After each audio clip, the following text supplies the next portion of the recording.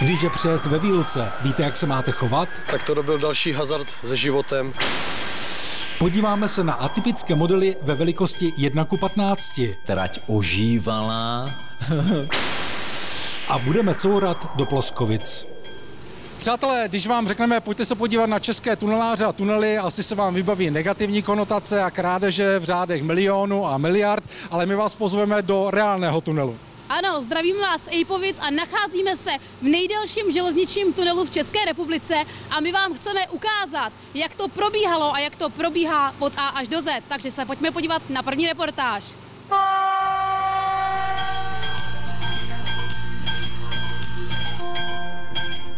Prosíme o to skrze Krista našeho Pána.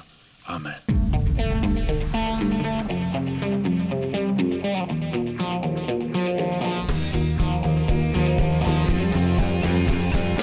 Je to zhruba 16 kilometrů, když se podíváte do mapy, tak někde v Ejpovicích ta trať ubíhala a řeknu takovou jakoby objížkou se dostávala přes Chrást, se dostávala ta trať do Plzně a tady ta výstavba těch tunelů přinese zkrácení té dojezdové doby Praha-Plzeň zhruba o 10 minut. Jak jste sami slyšeli, modernizace železniční trati Rokycany-Plzeň to nejsou jen ejpovické tunely, které se po dokončení stanou se svou délkou 4150 metrů nejdelšími tunely České republice, ale jde o stavbu o celkové délce zhruba 16 kilometrů. Nás ale pochopitelně zajímá, jak to aktuálně vypadá v nejtěžší části celé stavby, tedy v tunelech, které měly být podle původních plánů v provozu už v polovině roku 2017. Pracujeme tady v podstatě od roku 2014, kde jsme začali se stavbou nebo na územích, které nám to umožňovaly, ale velký zpoždění, v podstatě přes rok, způsobil archeologický výzkum, který prostě díky nějakým nálezům tu stavbu zdržel, hlavně teda ražbu tunelu.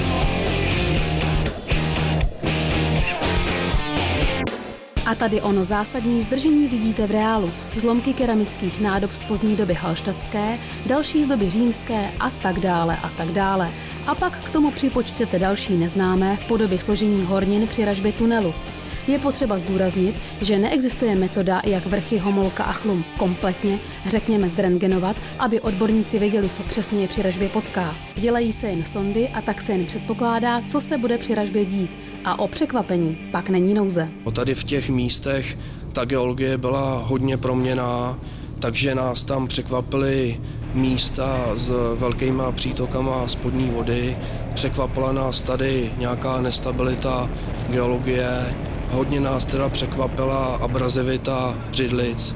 Tyhle ty všechny okolnosti nebo tady ty geologické skutečně zastižené podmínky vždycky způsobí nějakým způsobem prodražení té stavby a časové zdržení. Pojďme se tedy podívat do ejpovických tunelů na aktuální stav a vezmeme to trochu netradičně. Autem v místech, kde se za pár měsíců budou prohánět výhradně vlaky. Tady vlastně betonujeme vrchní desku invertu, která slouží jako podklad pod pevnou jízdní dráhu a pak vlastně, jak vidíte, že to je zašelovaný, že boky se nedělají, tak v těch bocích pak se budou dodělávat kabelovody a chodníky.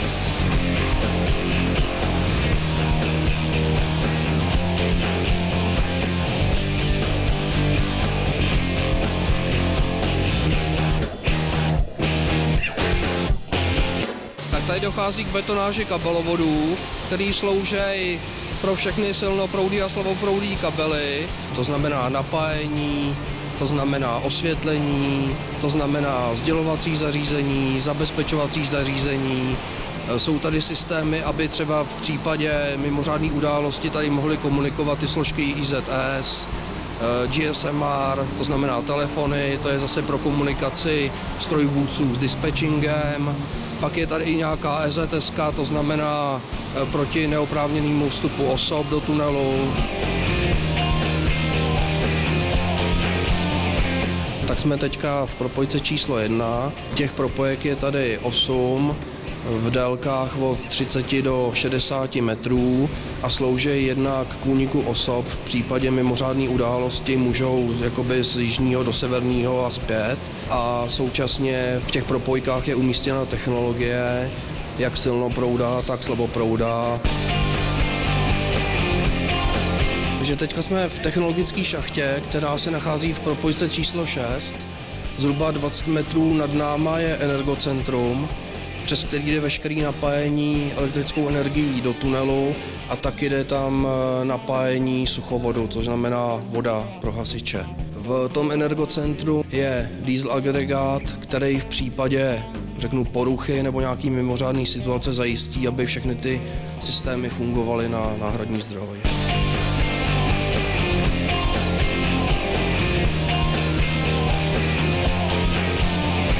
Co se týká tunelů, tak tady se pracovalo v nepřetržitém provozu, takže na tom projektu jako čistě ražby bylo zhruba 200 pracovníků, kteří se samozřejmě střídali jako ve směnách a na těch ostatních částech je to vždycky podle toho, jaký ty objekty jsou rozjetý, takže v podstatě v těch nejvíc exponovaných měsících tady mohlo pracovat na té stavbě a řeknu 400 až 500 lidí.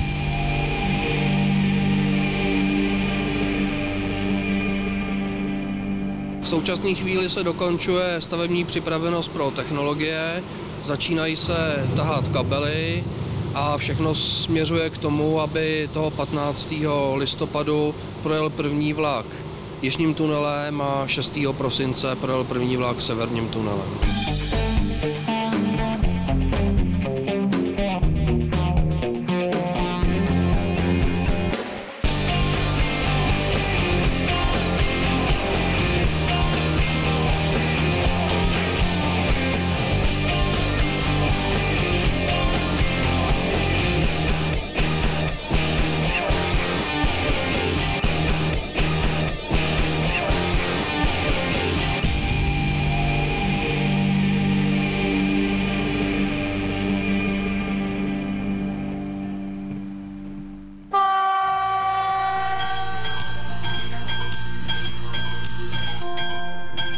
Je to expresní přehled události na železnici. Pavel Sury na konci února skončil z osobních důvodů v čele správy železniční dopravní cesty. Správní rada tak na svém pravidelném zasedání 22. března jmenovala generálním ředitelem této státní organizace Jiřího Svobodu, dosavadního náměstka pro provozuschopnost dráhy, a to na základě vysoké odbornosti a dlouhodobých kladných zkušeností z jeho prací. Nový generální ředitel dostal úkol snížit počet vedoucích zaměstnanců SŽDC o 3%. Jízdné zdarma pro děti, studenty a důchodce ve vlacích nakonec podle posledních informací nebude. Ministerstvo dopravy aktuálně pracuje s 75% slevou pro tyto skupiny obyvatel, a to nejen ve vlacích, ale také v autobusech. K získání slevy prý nebude potřebná speciální průkazka. Cestující budou jen muset jakýmkoliv jiným průkazem doložit svůj věk. Kdy začnou slevy pro děti, studenty a důchodce platit, zatím není jasné, ale nejvíce se hovoří o lednu roku 2019. V Praze dojíždí poslední 3 žabotlamy, tedy elektrické jednotky řady 451 a 452 z původních 62 kusů dodaných v letech 1964 až 73. Zbylé žabotlamy čekají na sešrotování anebo už byly sešrotovány. Legendární pantografy nahradily na konci 90. let minulého století jednotky 471 City Elephant. A dokdy budou jezdit poslední 3 žabotlamy z Prahy Libně do Roztoku Prahy, dokud jim nevyprší příslušné revize, anebo pokud se u nich vyskytne neopravitelná závada. Populární krušnohorská lokálka Most Moldava, která nedávno oslavila 130 let svého provozu, dostane 31. října 2018 hezký dárek. A tím je znovu obnovení provozu po loňském přesuvu půdy v úseku Dubí Moldava. Turisté se tak budou moci opět projet po nádherné lokální trati se zajímavou úvraťovou stanicí v Dubí, díky čemuž mohou vlaky vyjet stoupání bez použití ozubnice. A teď si prozradíme výherce minulé soutěže o 2 zpáteční jízdenky Praha-Davos.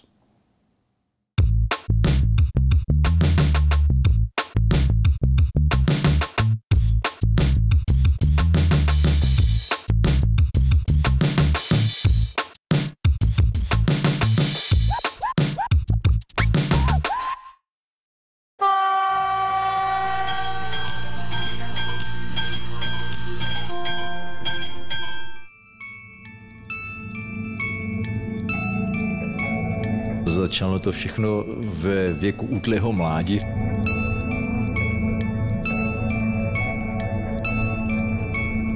To byly roky, kdy jsem postupně přecházel ze středního odborného učiliště v Lutíně na střední průmyslovou školu v Mohelnici a tam jsem se seznámil s základy technické dokumentace lokomotiv, s nějakým kreslením.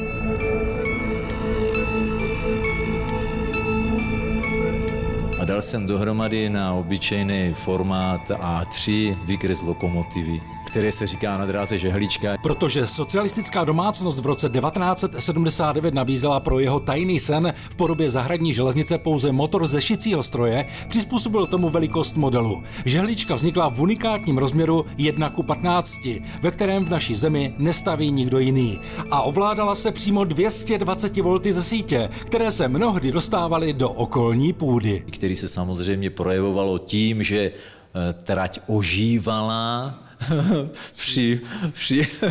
při provoze tím, že se z traťového svršku jakože hemžili žižali, že, a podobné záležitosti, tak od toho jsem musel teda brzo upustit. No. Divoké byly začátky Oldřicha Chytilíka, který dodnes zůstal u svého koníčku, u podivné velikosti 1:15, akorát, že všechny jeho modely jsou dnes dokonale věrnými kopiemi originálů a navíc jsou na dálkové ovládání. Podívejte se na tu nádheru.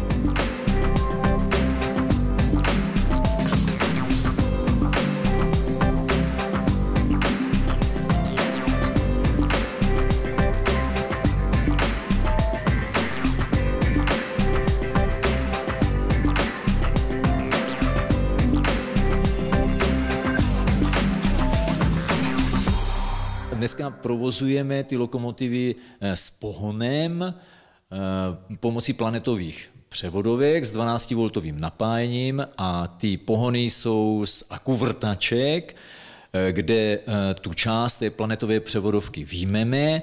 Pan Pechár, který je specialista na kovoobrábění tady v tomto smyslu a umí to úplně perfektně udělat, tak ty planetové převodovky z toho samostatně výjme, udělá na to klec a připojíme na to původní ten motorek 12V.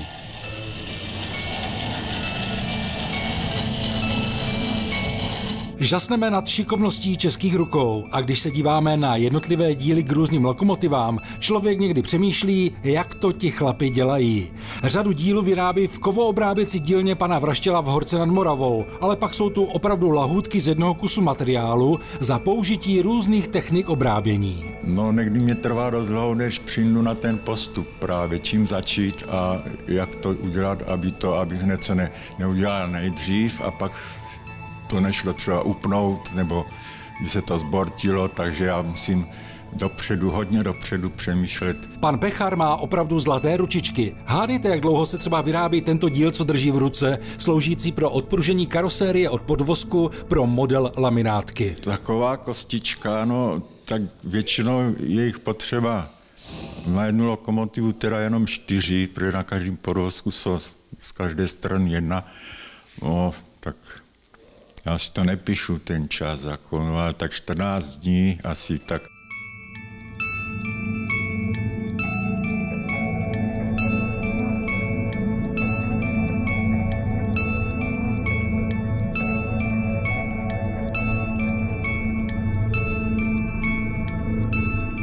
Ta laminátka, ta teda trvala, nakreslil jsem to, překreslil jsem to do tovární dokumentace, a která byla použitelná pro výrobu strojní, těch dílů, které se museli vyrábět strojem a tak to trvalo, až se ta mašina rozjela, tak teda rok. Slyšíte dobře, rok práce pana Oldřicha Chytilíka s kamarády zapálenými do netradičních železničních modelů a odborníky, než lokomotiva vyjede kompletně nastrojená a vlastní silou.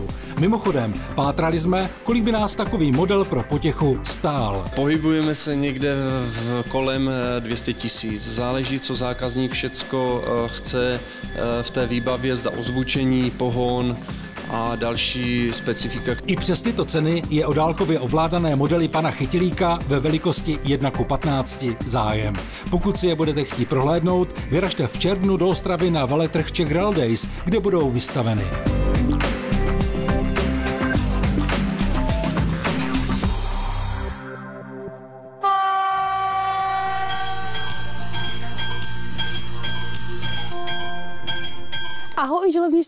a železnici zdar. Jsme opět v rubrice Courák a dnes se nacházíme v Ploskovicích, jak sami vidíte.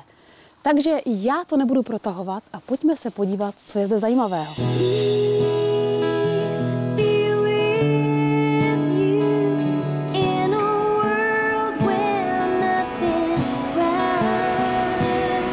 Ploskovice.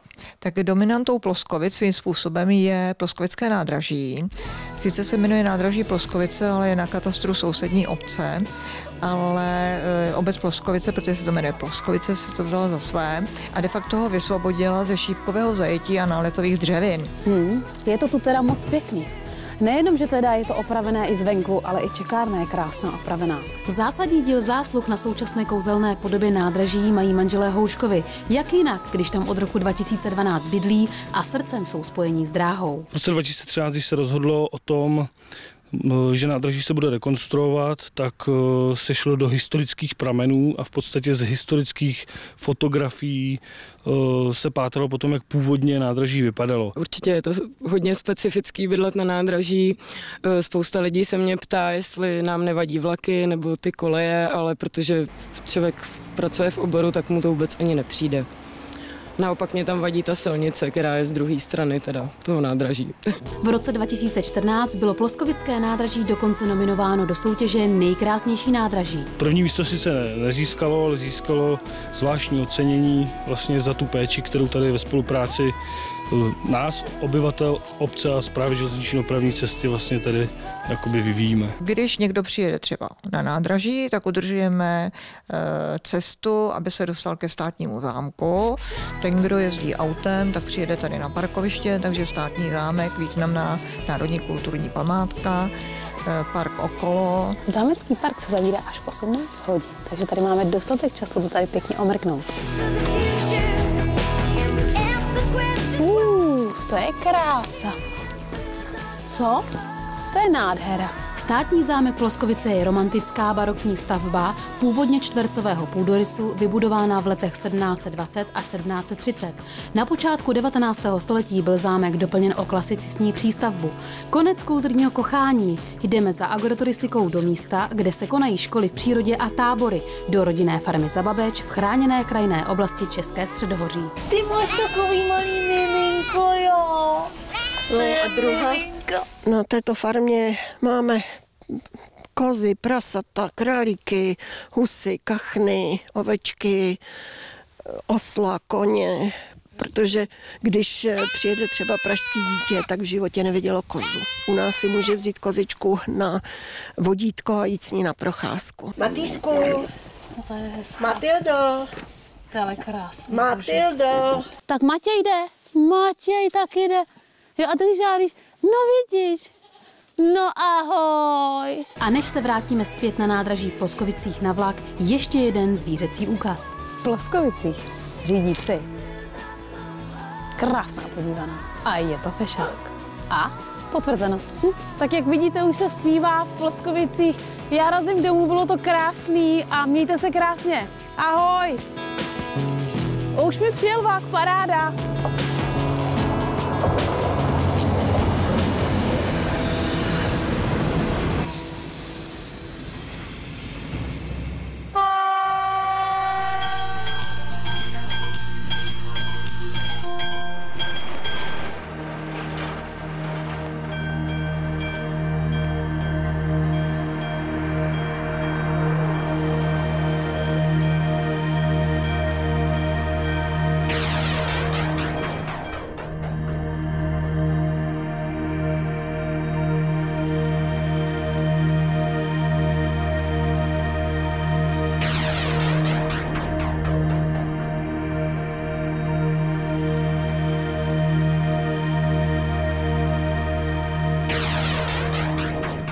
O tom, že řidiči hazardují na přejezdech, není diskuzí. V médiích a také na sociálních sítích jsou k vidění desítky videí a fotografií, kdy řidiči fatálně porušují předpisy a ohrožují tak nejenom svůj život, ale také životy cestujících ve vlacích. V loňském roce se stalo 160 případů sednutí na přejezdu, 34 lidí zemřelo a 81 lidí bylo zraněno. Vina vždy na straně řidičů.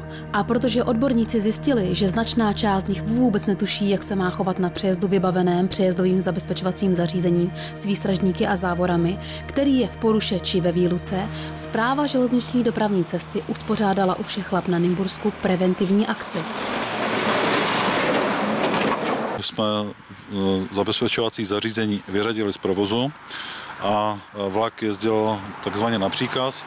To znamená, že strojvůdce byl zpráven o tom, že přejezd je nefunkční, že jde do otevřeného přejezdu a jel přesně podle příkazu D1 SŽDC.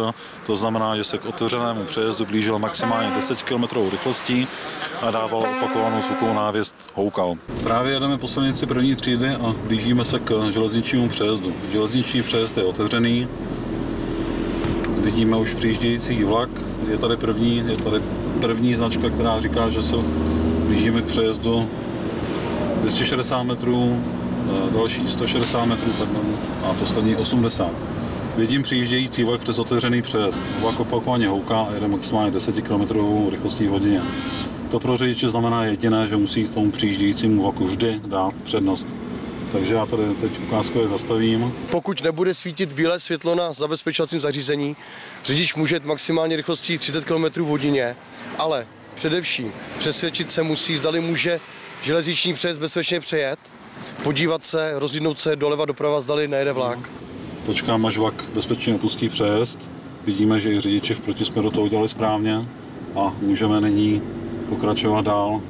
Pro jistotu se ještě při nájezdu do přejezdu podívám ještě jednou napravo, nalevo a když se ujistím, že skutečně můžu jet, tak pokračuju přes ten přejezd železniční dál. Zajímavé bylo sledovat chování řidičů. Dnes všichni prošli na jedničku, všichni se zachovali tak, jak měli. To znamená, že se k přejezdu blížili maximálně 30 km rychlostí a když už viděli a slyšeli vlak, tak zastavili, dali mu přednost, počkali, až vlak přejede a potom bezpečně překonali přejezd. Sotva mluvčí Správy železniční dopravní cesty pochválil účastníky silničního provozu, profesionální řidič sanitky fatálně porušuje předpisy. Tak to byl další hazard se životem. I záchranka musí dodržovat samozřejmě pravidla, musí se přesvědčit, zda může přejet. I když jde do křižovatky kamkoliv, i železniční přejezd samozřejmě. A právě z těchto důvodů jsme se tento pokus rozhodli dnes uskutečnit, protože se nám běžně stává, že řidiči neví, jak se v případě, že potkají vlak na otevřeném přejezdu, mají chovat. Často po sociálních sítích kolují fotky a fotografie právě otevřeného přejezdu, přes který jede vlak a řidiči jsou vlastně velmi překvapeni tím, že se taková situace může stát a neví, jak se mají chovat. Takže ještě jednou. Je-li přejezd vybaven přejezdovým zabezpečovacím zařízením, na němž nebliká bílé světlo, musíte se na něm chovat tak, jako by tam žádné přejezdové zabezpečovací zařízení nebylo. To znamená, nesmíte překročit rychlost 30 km v hodině a než vjedete na přejezd, řádně se rozhlédněte, zda se náhodou neblíží vlak. Pamatujte si, že při střetnutí auta s vlakem téměř vždy, a dovolte nám ten výraz, vyhrává vlak.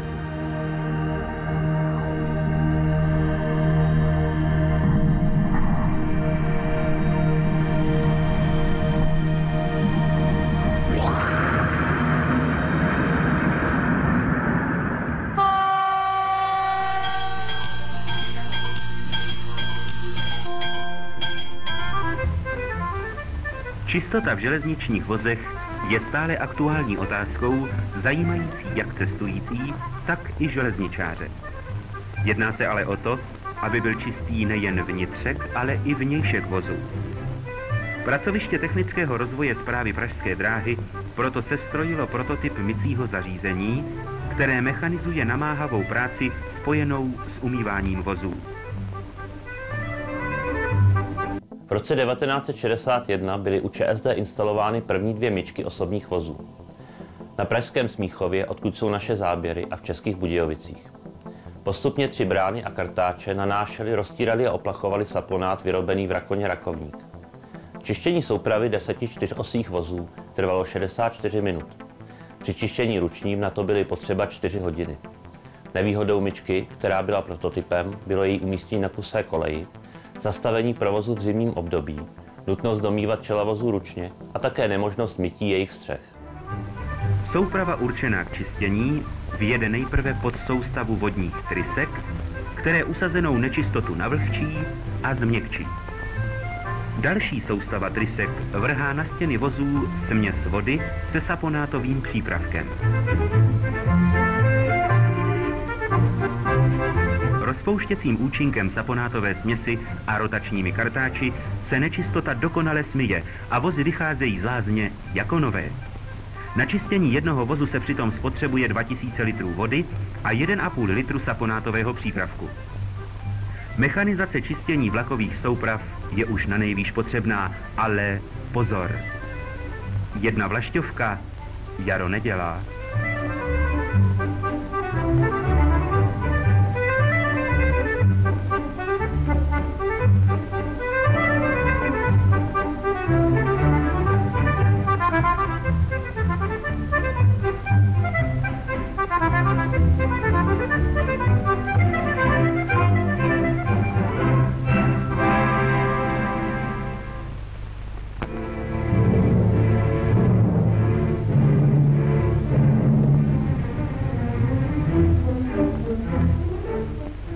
Železobetonový most v České Třebové bránil rozšíření olomouckého zhlaví.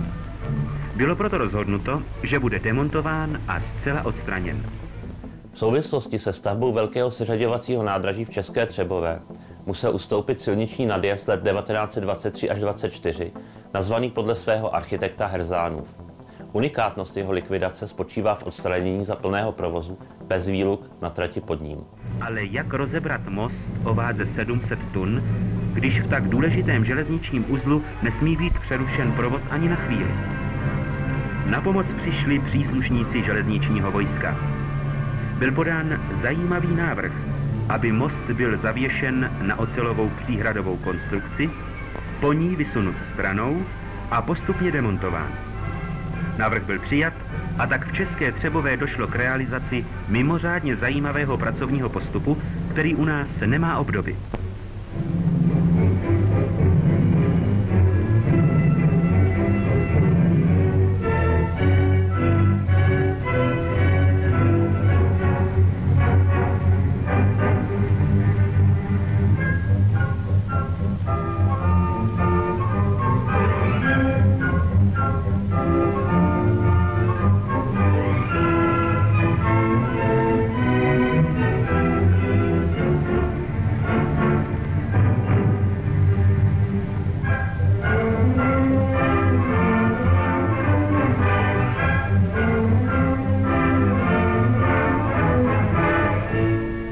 Přes mnohé obtíže, které se při vysouvání staré železobetonové konstrukce vyskytly, zhostili se vojáci svého úkolu bezvadně.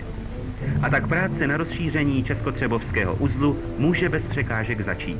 Železniční mostní prapor z Liptovského Mikuláše pomocí mostního provizoria ŽM-16, zbíječek a trhavin odstranil Herzánův most do října 1960. Ve filmu si můžeme povšimnout také unikátních záběrů tehdy běžného provozu, například vlaku s mikádem řady 387-0 v čele.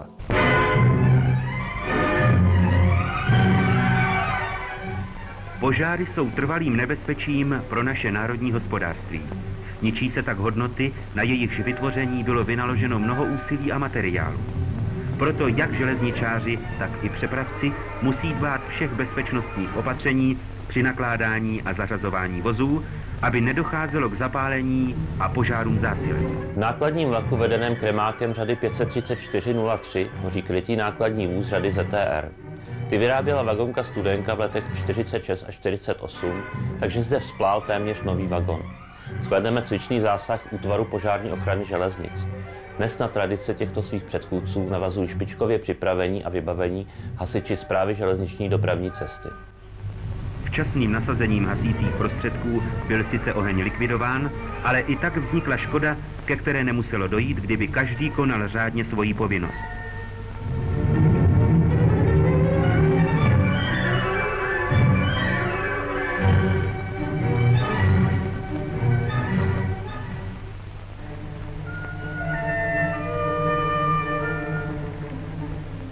Přestavba pražského železničního uzlu je jedním z nejdůležitějších úkolů třetí pětiletky. Nová dvoukolejná trať Radotín-Vršovice, pro kterou se vžil název Jižní spojka, tvoří jednu z organických součástí této přestavby. Účelem této železniční tratě je vyloučení nákladní dopravy ze středu města. Vybudováním nové trasy byly odstraněny nepříznivé sklonové poměry staré trati. Plány na stavbu jižní nákladní spojky, která by spojila seřaďovací nádraží v Praze Vršovicích s tratí na Plzeň, pocházejí z roku 1939. V průběhu 50. let 20. století byla dokončena řada staveb, třeba známý most Inteligence přes Vltavu, ale stále nebylo hotovo. V našem filmu se zrovna staví hluboký zářez u Kačerova, v místě původní trati dnes stojí depometra. Zapojením jižní spojky do seřazovacího nádraží Vršovice se otevřela možnost přímého spojení se železniční stanicí Radotín. Příště se podíváme do středočeských Cerhenic na stavbu zkušebního okruhu, převezmeme školicí vůz Pražské dráhy a uvidíme unikátní filmové záběry následků jednoho železničního neštěstí.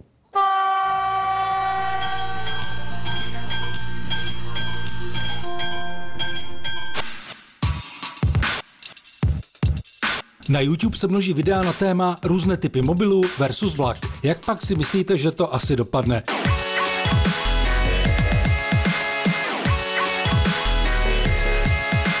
Jasně, že vyhrává vlak, ale nutno zdůraznit, že podobné akce jsou v rozporu s předpisy a navíc autoři riskují poškození vlaku. Takže máte-li rozum, něco podobného prosím nikdy nezkoušejte. Tak a my jsme v závěru a máme pro vás otázku. Ptáme se na to, jak dlouhý je Ejpovický železniční tunel. Pokud víte správnou odpověď, tak ji zasílejte do 15. dubna 2018 a to na adresy uvedené na obrazovce a... Ještě si prozradíme, o co hrajeme, o 3 trika magazínu Pozor vlak. Tak a my se loučíme s Ejpovic a železnici zdar! Zámecký park se zavírá v 18:00. No nic, my máme spoustu času tady pěkně omrknout. Tak se jdeme podívat. Jestli to tady mají otevřít, ale... Co? To asi ne. Ale... A to na adresy uvedené na obrazovce a... Řekneme ještě, o co hrajeme. Hrajeme o 3 trika. Jsem to pokazil já celý. Už nechceš. Pojď. Ještě krůček dopředu. Ještě kousek. Pojď. Ještě krůček. Hop.